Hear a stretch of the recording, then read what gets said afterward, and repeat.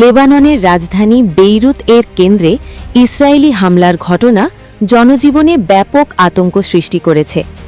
Israel গত কয়েক দিন ধরে হিজবুল্লাহ এর ক্ষেপণাস্ত্র হামলার জবাবে লেবাননের বিভিন্ন এলাকা লক্ষ্য করে বিমান হামলা চালাচ্ছে।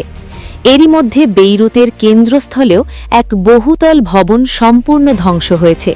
সৌভাগ্যবশত আগেই দেওয়া সতর্কবার্তায় কোনো প্রাণহানি হয়নি। হামলার লক্ষ্য শুধু হিজবুল্লাহ এর কার্যক্রম নয়, বরং তাদের আর্থিক ও কৌশলগত সুবিধাসমূহকে নষ্ট করাও লক্ষ্য।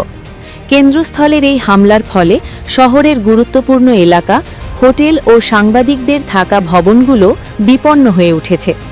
বেইরুতের বাসিন্দারা জানান, বিস্ফোরণের শব্দে ঘর কেঁপে উঠেছে এবং জনজীবনে ভীতির ছায়া নেমে এসেছে। দক্ষিণ বেইরুত এবং পূর্ব বেকা ভ্যালি এলাকায় ইতিমধ্যেই 1 মিলিয়নের বেশি মানুষ স্থানচ্যুত হয়েছে। এ পর্যন্ত 800-র বেশি মানুষের মৃত্যু নিশ্চিত হয়েছে, যার মধ্যে শতাধিক শিশু রয়েছে।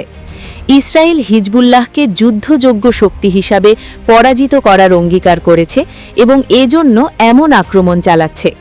তাদের সাম্প্রতিক ঘোষণায় বলা হয়েছে, দক্ষিণ লেবাননের লেটার্নি নদীর ওপর থাকা সেতু ও পথসমূহ তারা হামলার লক্ষ্যবস্তুতে পরিণত করবে, যা হিজবুল্লাহ গোপন সরবরাহ চ্যানেলগুলোতে ব্যাঘাত ঘটাবে। এই পরিস্থিতিতে সাধারণ লেবানিজরা আতঙ্কিত, কারণ কেউই নিশ্চিত নয় যে পরবর্তী হামলা কোথায় হবে। সাম্প্রতিক বেইরুতের বিস্ফোরণ এবং এই পরিকল্পিত হামলা স্থানীয় জনগণের মধ্যে উদ্বেগ ও অনিশ্চয়তা সৃষ্টি করেছে।